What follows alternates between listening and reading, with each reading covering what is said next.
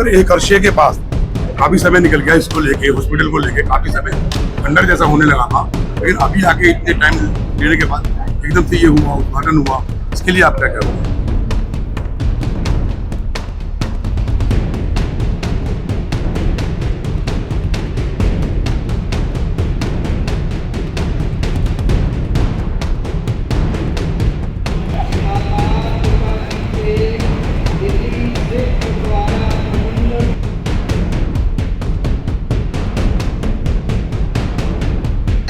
रहमत भरिया हथ रख के अपनी सेवावां आप तुर के लैणियां सेवा करन दा बल तेरे भाणे सर्बत दा भला।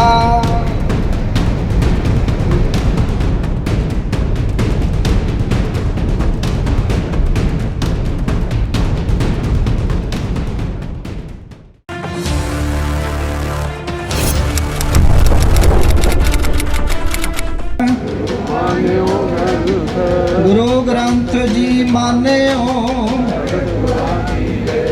जो प्रभु को मेरे सिर, तेग बहादुर सीख रहा, तेग बहादुर के चलत। सर एक अर्शे के पास काफी समय निकल गया, इसको लेके हॉस्पिटल को लेके काफी समय खंडर जैसा होने लगा था, लेकिन अभी आके इतने टाइम लेने के बाद एकदम से ये हुआ, उद्घाटन हुआ। इसके लिए आप क्या कह रहे हो?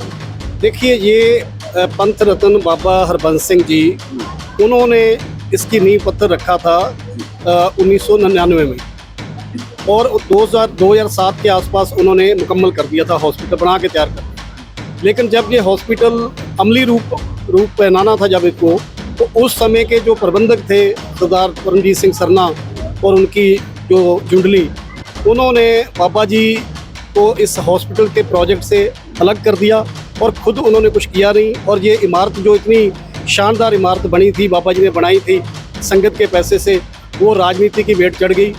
लगातार इस पर राजनीति होती रही। 2021 में सरदार मनजिंदर सिंह सिरसा प्रधान थे, कोविड का टाइम था, तो ये हॉस्पिटल उस टाइम तैयार हो गया था। आज से 4 साल पहले ये हॉस्पिटल शुरू होना था, लेकिन उस समय भी ये सरना ब्रदर्स ने इसको कोर्ट में ले गए, कोर्ट से स्टे करवा दी, हॉस्पिटल की ओपनिंग रुक गई, जिसकी वजह से ये फिर 3 साल हमें दोबारा लग गए उसको वापस परमिशन लेने में और कोर्ट का केस ख़त्म करवाने में।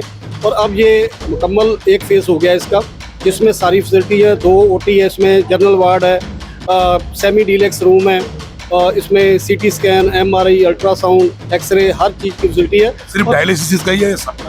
नहीं, डायलिसिस का तो हमारा ऑलरेडी चल रहा है। वो फर्स्ट विंग हमारा चल रहा है, जिसमें हम अप्रॉक्सीमेटली 90,000 1 लाख के आसपास डायलिसिस कर चुके हैं। अभी कितने बेड का है ये? अभी 70 बेड का है, और ये सेकंड फेज है। अब थर्ड फेज इसके बाद हम जो है तुरंत उसका भी काम शुरू कर देंगे। आज इसका सेकंड विंग जो यहाँ पर शुरू हुआ, और अभी बहुत बड़ा सफर है, बहुत लंबा सफर अभी तय करना है। और मुझे बड़ी खुशी है कि जिस तरीके से जो डॉक्टर्स की टीम हमारे साथ लगी है, जो बाबा जी की साथ सहयोगी साथी है, ये लगातार इजाफा हो रहा है। और आज ये जो इंस्टीट्यूट संगतों के लिए खोला गया, जिसमें CT scan, ultrasound, latest technology की जो लैब बनाई गई है, 2 ऑपरेशन थिएटर्स बनाए गए हैं, 2 ICUs बनाए गए हैं, इमरजेंसी वार्ड है, जनरल वार्ड है।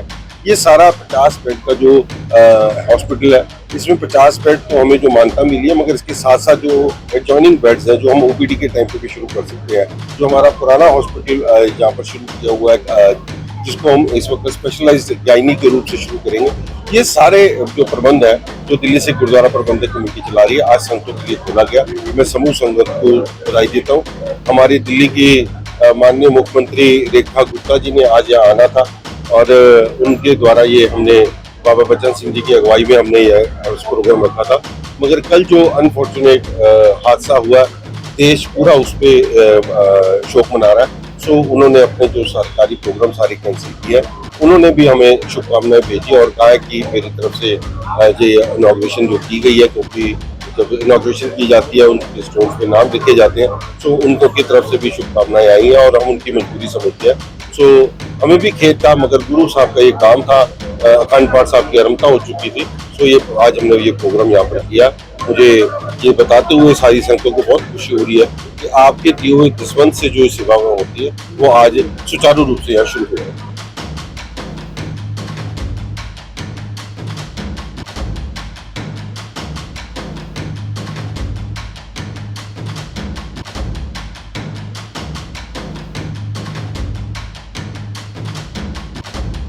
तो ये देखिए, दिल्ली गुरुद्वारा सेरोमनी कमेटी ने अभी इसके ऊपर उद्घाटन किया और इस तरीके से देखिए ये हॉस्पिटल का दोबारा से जो काफ़ी अरसे से बंद था, तो अब इसका उद्घाटन करने के बाद सिरसा जी भी आए थे और जो उनके चेयरपर्सन है वो भी आए थे। उन्होंने हॉस्पिटल को देखो कितनी खूबसूरती से और सारे बेड लगे हुए हैं, मैं आपको दिखाना चाहता हूँ। बहुत बढ़िया तरीके से इसका निर्माण किया। अब यहाँ के लोगों को, जो नज़दीकी लोग हैं, उन्हें बहुत अच्छे तरीके से इस हॉस्पिटल के अंदर उनका इलाज किया जाएगा और बहुत बढ़िया तरीके से चारों तरफ देखिए मतलब सुविधा का कोई भी गरीब आदमी, कोई भी किसी भी बीमारी से लुप्त है, वो अपना इलाज करवा सकता है।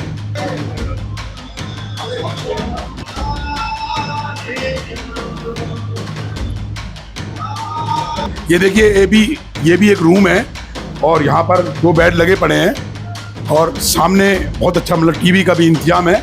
मतलब कह लीजिए कि बहुत अच्छा हॉस्पिटल बनाया गया है। इसका निर्माण बड़े अच्छे तरीके से किया है, चाहे भले लेट ही सही, लेकिन बहुत बढ़िया तरीके से इसका काम किया गया।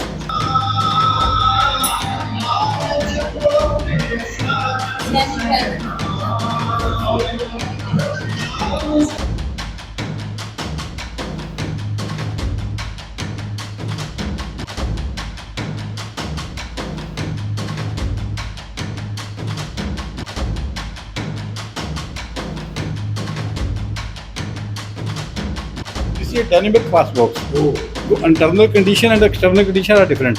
जो इंटरनल है वो है 1000 का क्लासरूम, मतलब 1 स्क्वायर मीटर क्यूबिक मीटर के अंदर 0.5 माइक्रोन से नीचे का 1000 बैक्टीरिया डेड हो सकता है। इस एरिया में जहाँ आप खड़े हो, यहाँ 1 लाख बैक्टीरिया 1 स्क्वायर मीटर के अंदर डेड हो सकता है। इसकी क्लास उसके साथ मैच नहीं हो सकती, ये बाहर रहेगा। जो इंस्ट्रूमेंट हम अंदर इसके अंदर रखेंगे, इसको खोल के हम इसको ओपन करेंगे, इसके अंदर रखेंगे। वो 5 मिनट रखने के बाद अंदर वो उसी कंडीशन में हो जाएगा जो अंदर की कंडीशन है। उसके बाद ये साफ हो जाएगा, उसके अंदर आप खींचेंगे, फिर उसको अंदर हम यूज कर सकते हैं। आपने आंख का कंट्रोल रख दिया, लेंस रख दिया, इसके अंदर पैकेट में रख दिया, पैकेट के बाद तो पार्टिकल चिपका होगा, वो इस पार्टिकल को ये खींच लेगा, इस पार्टिकल को खींच लेगा अंदर, फिर वो पैकिंग साफ पैक ही अंदर जाएगा। इसका जो बैक्टीरिया होगा वो यही रहेगा, यही रहेगा, यही ये शक कर लेगा उसको।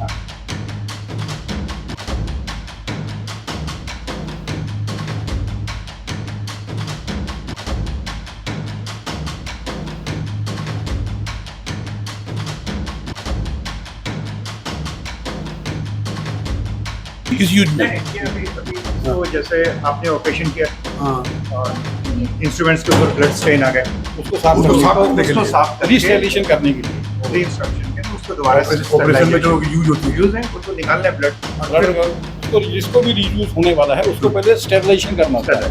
स्टेरिलाइजेशन 3 प्रोसेस से होती है, स्टीम से होती है, उबले हुए पानी से होती है और गामा रेडिएशन से होती है। हम उबला हुआ पानी और ईटी यूज करेंगे, जो ईटी और गामा से होगी वो स्टेरिलाइजेशन के बाद जब वापस आना है उसको, तो ईटी होने के बाद ही इस पास बॉक्स के थ्रू अंदर जाएगा, नहीं तो नहीं। अच्छा, जो डैमेज सीनरी होगी उसके लिए क्या उसको तो हमारे पास प्रोसेस है ना, उसको हमारे पास लैब की गाइडलाइंस है, हॉस्पिटल की गाइडलाइंस है। हम जो बॉडी के अंदर से पार्ट निकलता है उसको कैसे डिस्पोज करना, उसकी एनपीएल की गाइडलाइंस है, हम उसी को फॉलो करेंगे। वो किसी की भी अपनी मदद की नहीं हो सकती।